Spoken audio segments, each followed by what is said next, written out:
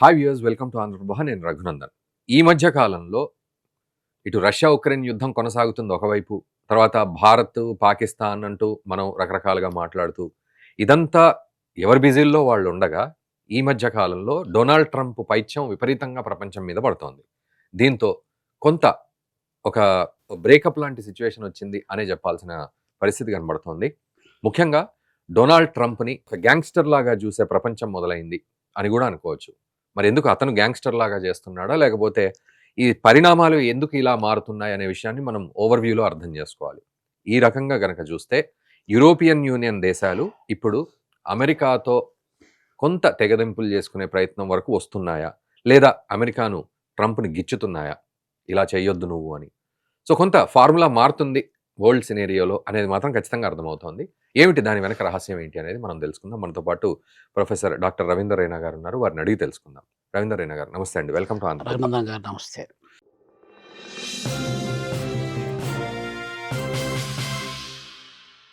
So అంటే ఈ మధ్య కాలంలో సార్ ఏంటంటే రకరకాల అటు రష్యా, ఇటు చైనా, ఈలోపు అమెరికా, డొనాల్డ్ ట్రంప్ అసలు అన్నిటికి సెంటర్ పాయింట్ అవుతున్నాడు. ఈయన వచ్చిన తర్వాత అటు యూరోపియన్ యూనియన్ కూడా కొంచెం డొనాల్డ్ ట్రంప్‌ని గిచ్చే ప్రయత్నం చేస్తోంది. కొంచెం నువ్వు ట్రాంపుల్ చేయకుండా ఇంటర్నేషనల్ లాస్‌ని నువ్వు ఫాలోగా, నువ్వు గనక శాంక్షన్స్ మా మీదేస్తే మళ్ళీ మేము శాంక్షన్స్ వేస్తాం యూరోపియన్ యూనియన్ కూడా అట్లా కూడా ఉంది అని ఈవెన్ మొన్న ఇమాన్యుయల్ మాక్రోన్ కూడా ఫ్రాన్స్ అధ్యక్షుడు ఆయన కూడా మాట్లాడుతున్నాడు.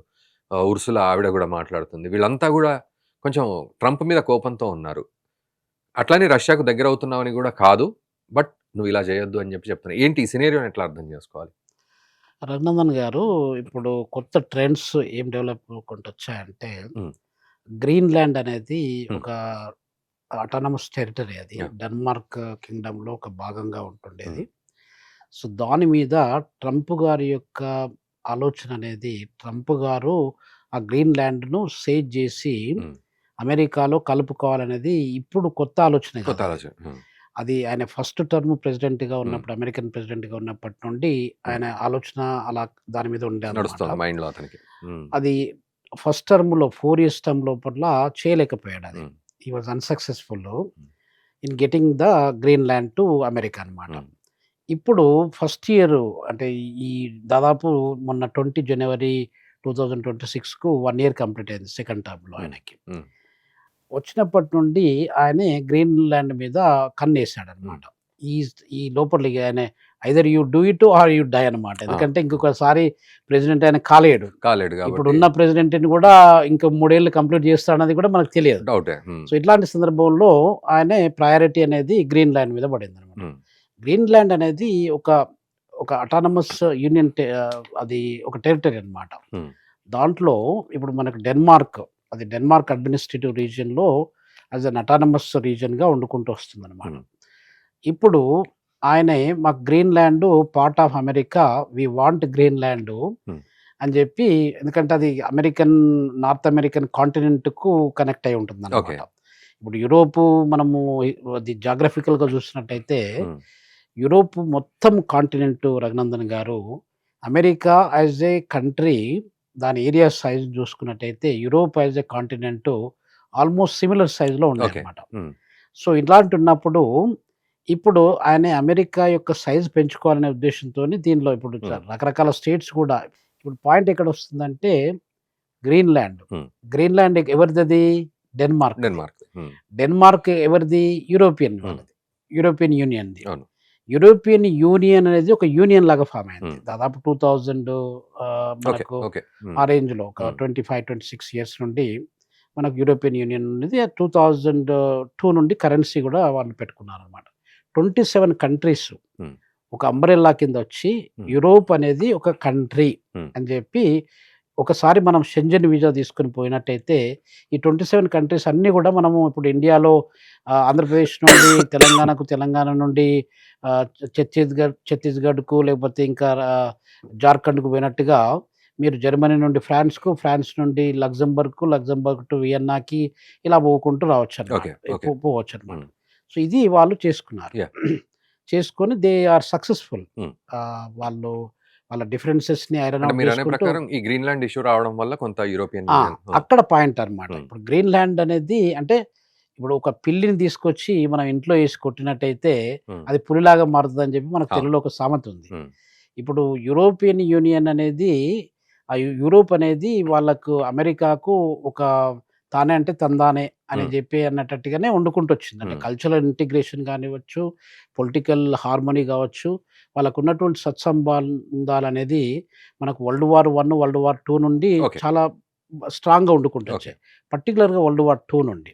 ఓకే. వరల్డ్ వార్ 1 అంటే ఇంక అప్పుడు ఫాసిస్ట్ టైము, ఇటలీ నుండి నా మనకు జర్మనీ, హిట్లర్ నుండి అది కొంచెం డిఫరెంట్ ఇష్యూ అది. హ్మ్. ఇప్పుడు మనకు ఈ దాదాపు 70, 80 సంవత్సరాల నుండి ఉన్న సంబంధాల్ని ఇప్పుడు ట్రంప్ గారు నాకది గావాలి. డెన్మార్క్ డెన్మార్క్ గ్రీన్‌లాండ్ నువ్వేమన్నా గాని కావాల్సిందే. ఆ! నాకు గ్రీన్‌లాండ్ గావాలి అనే హ్మ్. అది పట్టుబట్టాడనమాట. ఓకే. పట్టుబట్టినప్పుడు ఇప్పుడు ఈ మన ఇప్పుడు మేజర్ ఎకనామీస్ హెవీ హ్మ్. ఈ దాంట్లో యూరోపియన్‌లో ఎక్కడ జర్మనీ ఉంది, ఇటలీ ఉన్నాయంటే ఉంది, ఫ్రాన్స్ ఉంది. జర్మనీ. హ్మ్. మెయిన్‌గా జర్మనీ, ఫ్రాన్సు, ఇటలీ. హ్మ్. ఇవి గ్రీసు, తర్వాత స్పెయిను హ్మ్. ఇవి గూడా ఉన్నాయి. ఓకే. ఫిన్లాండ్ ఇట్లాంటివి కూడా ఫిన్లాండ్ లాంటి దేశం. ఆ! వస్తాయనుకోండి. ఇప్పుడు మనకు ఈ కంట్రీస్ ఏటికి సపోర్ట్ జేయాలి? యూరోపియన్ యూనియన్ అనేది ఒక ఫ్యామిలీ గదా! అవును. ఫ్యామిలీ అన్నప్పుడు వాళ్ళకి వాళ్ళు సపోర్ట్ అవును. జేసుకుంటారు. సో, న్యాచురల్‌గా ఇప్పుడు మీరన్నట్టుగా ఎమాన్యుయల్ మక్రాన్ గావచ్చు, ఏ అధ్యక్షుడైనా కూడా వాళ్ళు యూరోపియన్‌కు సపోర్ట్ జేయడానికే ప్రయత్నం జేస్తారు. హ్మ్. ఇప్పుడు ప్రతి ఒక్క దానికి నేను ఇష్టం వచ్చినట్టు చేసుకుంటాను. మీరు నా మాట వినకపోతే ఓకే. మిమ్మల్ని గూడా ఆక్యుపై చేసుకొని నేను అవును. యూరోపియన్ గూడా లేకుండా చేస్తానని జెప్పి అనలేడు గదా! అవును. సో, ఇట్లాంటి అంటే ఇట్లాంటి పరిణామాలనేవి, ఇట్లాంటి సమస్యలనేది ఈ మధ్య కాలంలో ఓకే. జరుపుకుంటొచ్చాయి. హ్మ్. ఇప్పుడు దాంట్లో వాళ్ళు దే హావ్ టు రిటాలియేట్. హ్మ్. ఇప్పుడు నాటోలో ఈ కంట్రీస్ యూరోప్‌లో ఉన్నటువంటి మేజర్ సపోర్ట్ మనకు నాటోలో నార్త్ హ్మ్. Atlantic treaty yeah! ఆర్గనైజేషను హ్మ్. దాంట్లో మేజర్ సపోర్టు ఇప్పుడు మనకు యూరోప్ నుండి వాళ్ళకు హ్మ్. అమెరికాకుంది. హ్మ్. హ్మ్. ముందు నుండి. అవును. సో, అలా ఉన్నప్పుడు ట్రంప్ గారు గూడా కొంచెం ఆలోచించి ఆచితూచి ఓకే. నిర్ణయం తీసుకుంటే బావుంటుంది. హ్మ్. అలా చేయకుండా నాకు గ్రీన్‌లాండ్ కావాలి అని కూర్చొని సో, పట్టాడనమాట. ఇది మెయిన్ రీజన్ అవుతోంది. ఇంకేమన్నా సబ్ రీజన్స్ ఉన్నాయా ఇంకా? సబ్ రీజన్స్ అనేది ఇంకా ఇప్పుడు ఆఫ్‌కోర్స్ వాళ్ళు they are working together. Sub hmm. Reasons పెద్దగా హ్మ్. ఉండవు గానీ, ఎందుకంటే they are always working hand in hand గదండీ. ఓకే. ఇవన్నీ ఒకప్పుడు క్యాపిటలిస్టిక్ ఎకనామీస్. హ్మ్. యాక్చువల్‌గా క్యాపిటలిజము, సోషలిజము, మిక్స్డ్ ఎకానమీ అని 3 సిస్టమ్స్ ఉంటాయి. దాంట్లో క్యాపిటలిజాన్ని బేస్ జేసుకొని డెవలప్ అయినటువంటి దేశాలు ఈ దేశాలనమాట. హ్మ్. అమెరికా, తర్వాత యూరోపు ఇవి. దాంట్లో అవన్నీ డెవలప్ అయినాయి. ఎవరి సపోర్ట్ ద్వారా డెవలప్ అయినాయంటే ఇప్పుడు మీకు వరల్డ్ బ్యాంక్ అని జెప్పి మనం హ్మ్. అనుకున్నాం. హ్మ్. వరల్డ్ బ్యాంక్ అనేది దాన్ని యాక్చువల్ నేమ్ ఏందంటే ఐబీఆర్‌డీ అని అంటారసలు. Okay. International bank for reconstruction and development. హ్మ్.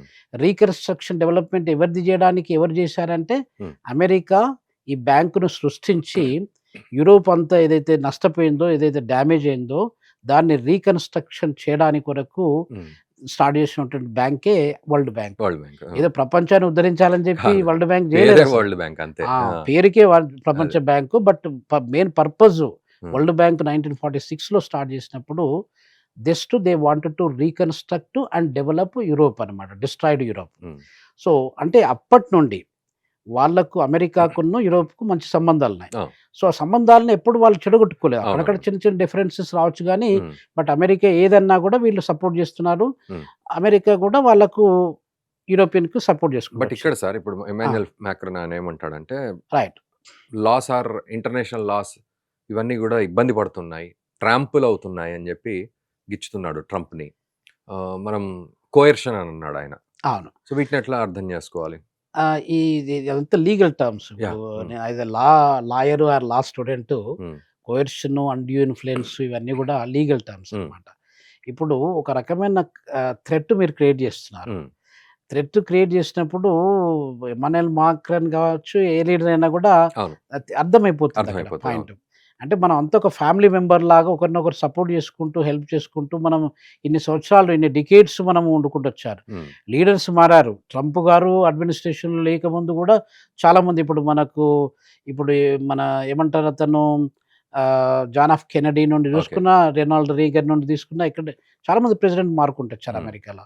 మనకు రష్యాలో ఇక్కడ ఫ్రాన్స్‌లో మారారు, జర్మనీలో మారారు. అవును. ఎక్కడ మారినా గూడా రిలేషన్‌షిప్స్ పెద్దగా స్ట్రెయిన్ గాలేదు. అవునవునవును. అంత మంచి రిలేషన్‌షిప్ మెయింటైన్ రిలేషన్‌షిప్స్ ఉన్నాయి. ఆ! చేసినప్పుడు you must stick to the international laws. International laws అంటే ఏంటి? Respect the sovereignty of every country in yeah! The world. Hmm. అది ఫస్ట్ పాయింట్ అది అండి. దెబ్బ పడుతుంది. అది అది దాని మీద ఇప్పుడు యూఎన్ చార్టర్ ఏం చెప్తుంది? ఆ! మనకు దాదాపు 193, 194 దేశాలు యూఎన్ మెంబర్‌లో ఉన్నప్పుడు, every country must respect the territorial boundary of the rest of the అవును. కంట్రీస్. అవును. అది రెస్పెక్ట్ చేయలేదు. మీ దగ్గర పవర్ ఉంది. మీ దగ్గర న్యూక్లియర్ వెపన్స్ ఉన్నాయి అని చెప్పి రష్యా దగ్గర 5,600 వెపన్స్ ఉన్నాయండి, న్యూక్లియర్ వెపన్స్. హ్మ్. అమెరికాలో ఒక 5,300 న్యూక్లియర్ వెపన్స్ ఉన్నాయి. ఓకే. నా దగ్గర న్యూక్లియర్ వెపన్స్ ఉన్నాయి. నేను ప్రతి ఒక్క దేశాన్ని ఆక్రమించుకుంటూ పోతానని చెప్పి అంటే కుదరదు కదా! హ్మ్. ఇప్పుడు అమెరికా ఏం చెప్తుంది హ్మ్. అంటే, మీరు ప్రపంచంలో ఇప్పుడు ఒకవేళ రష్యా వెళ్లి యుక్రెయిన్ మీద అటాక్ చేస్తే అది తప్పు. హ్మ్. అది అటాక్ ఇన్వేజన్ అయిపోయింది. హ్మ్. అదే అదే అమెరికా హ్మ్. మొన్న వెనిజులాకెళ్ళి 3rd ఆఫ్ అవును. జనవరిలో హ్మ్. వెనిజులాను క్యాప్చర్ చేసుకొని, హ్మ్. వెనిజులా ప్రెసిడెంట్ నేనే అని కూడా ట్రంప్ గారు డిక్లేర్ చేసుకున్నారు. అవునవును. ఒక ఆమె ఒక పప్పెట్, ఆమె సపోర్టివ్‌గా ఏదో ఒక లేడీని తీసుకొచ్చి పెట్టారన్నమాట హ్మ్. అక్కడ. హ్మ్. యాస్ యాక్టింగ్ ప్రెసిడెంట్‌గా. ఓకే. మొత్తం అడ్మినిస్ట్రేషన్ అంతా అమెరికా రన్ అమెరికా చేస్తుంది. రన్ చేస్తుంది. హ్మ్. అది మాత్రము దాన్ని టెర్రరిజంకి అగైనెస్ట్‌గా, లేకపోతే మన డ్రగ్స్, తర్వాత మాఫియాకి అనే పేర్లు అగైనెస్ట్‌గా, చెప్పుకొని. కమ్యూనిజంకి అగైనెస్ట్‌గా మేము దాన్ని, అది ప్రపంచ శాంతిని నెలకొల్పడానికి కొరకు మేము ఈ ప్రయత్నం చేశాం అంటున్నారు తప్ప, ఓకే. వాళ్ళకు యుక్రెయిన్‌కు, రష్యాకున్న సంబంధాలు వేరు. హ్మ్. ఇప్పుడు రకరకాల కొట్లాటలు జరుగుతున్నాయండి. హ్మ్. రకరకాల, ఇప్పుడు పాకిస్తాన్‌కి, ఇండియాకి కొట్లాట ఓకే. జరిగినప్పుడు కూడా అయితే ఇక్కడ సార్, ఇక్కడ అంటే కమింగ్ టు ది పాయింట్, హ్మ్. నాటో విషయానికొస్తే గూడా ఈ సఖ్యత వల్ల నాటో ఇబ్బంది పడే అవకాశం ఉంటదా? డెఫినెట్ ఓహ్! గదండీ. ఇప్పుడు నాటో అనేది యూరోపియన్ కంట్రీస్ కూడా, ఇప్పుడు మనకు ముఖ్యంగా ఇక్కడ యుద్ధం ఎక్కడ జరుగుతుంది? హ్మ్. యుక్రెయిన్‌కును, రష్యాకి. నాటోకు వాళ్ళు మెంబర్ కావాలి అని అవును. జెప్పి యుక్రెయిన్ ఇన్వైట్ జేసినప్పుడు, నాటోలో మెంబర్ యుక్రెయిన్ అయినట్టయితే వీళ్ళకు సెక్యూరిటీ ఇష్యూస్ ఒస్తాయి. మొత్తము వాడు నాటోను బేస్ జేసుకొని యుక్రెయిన్ మీద ఒక మిలిటరీని మనకు సెట్ జేసుకొని, అమెరికా అది రష్యా మీద కంట్రోల్ చేస్తాడనే ఉద్దేశంతోని వాడు యుద్ధం డిక్లేర్ చేసి ఇప్పుడు 4 ఇయర్స్ నుండి యుద్ధం చేసుకుంటూ హ్మ్. వస్తున్నాడు. హ్మ్. అటువంటప్పుడు ఇప్పుడు నాటో మీద ఇంపాక్ట్ కంపల్సరీ పడుతుందది. హ్మ్.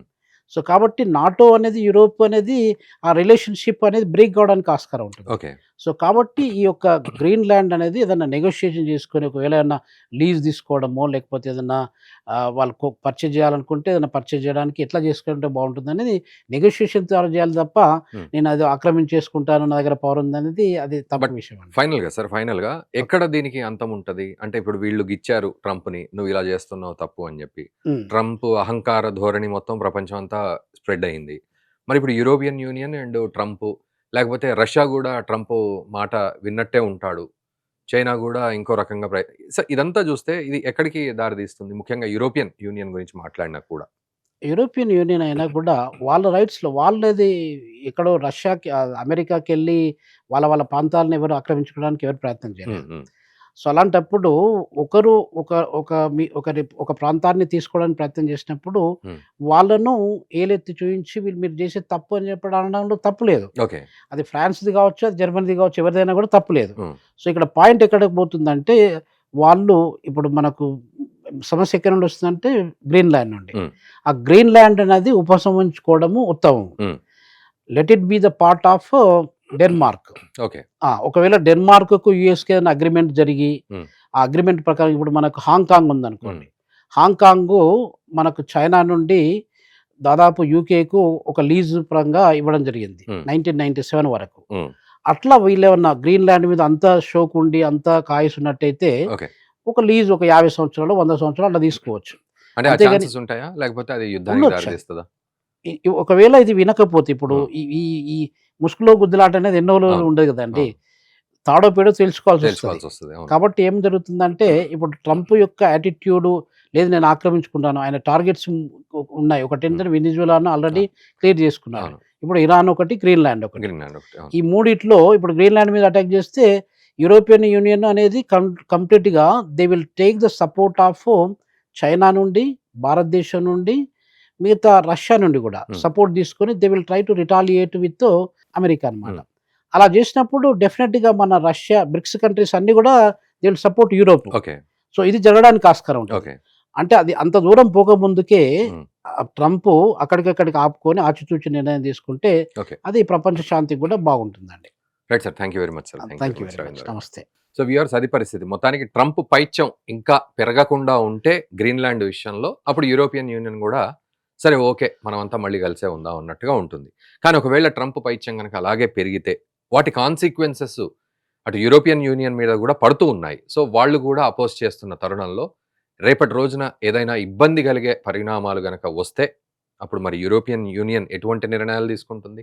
అమెరికా దాన్ని ఎలా హ్యాండిల్ చేస్తుందనేది ఇంకా ఎవరి చేతిలో ఉండే పరిస్థితి అయితే ఉండదు. చూద్దాం రాబోయే రోజుల్లో మరి ఇటు గ్రీన్‌లాండ్ కీలకమైన అంశం కాబట్టి, ఆ విషయంలో ట్రంప్ ఎలాంటి నిర్ణయం తీసుకుంటాడు?